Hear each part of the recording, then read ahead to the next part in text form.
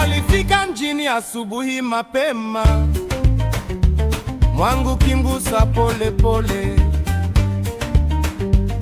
afro juu ya kichwa chake kama wingu la mvua nzito.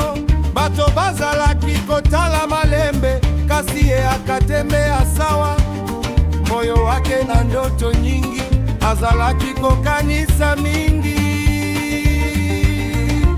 Marafiki wakamwambia, badili kidogo blame, relaxer kidogo tu, utapendeza weekend.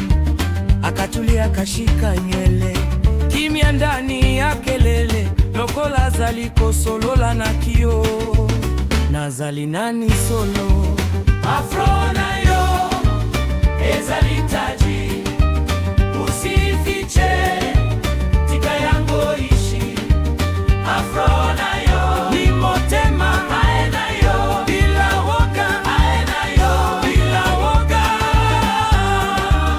afro na yo ezalitaji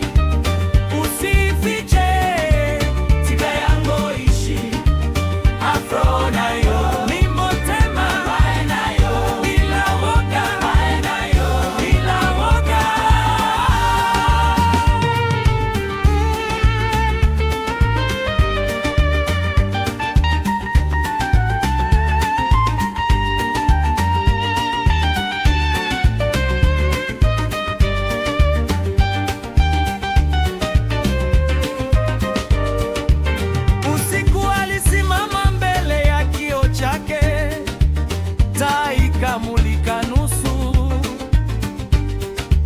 aliguza afro taratibu, lokola kosenga eyano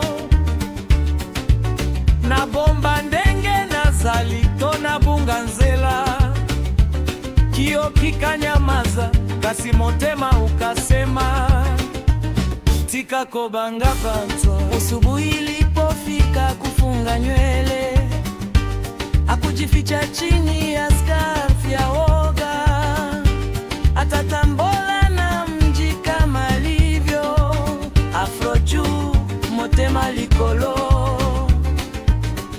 bato bako kikolo banyonso. Kasi aliamua nazali ngai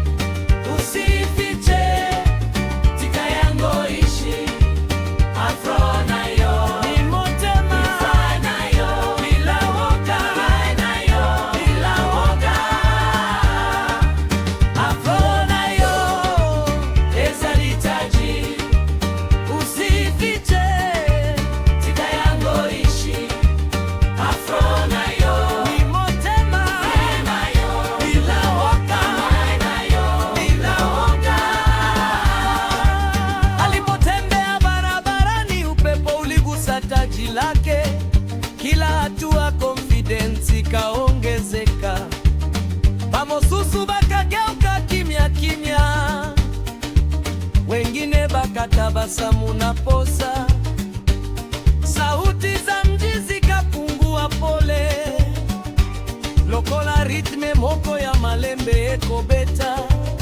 Afro haikuwa kelele, ilikuwa presence.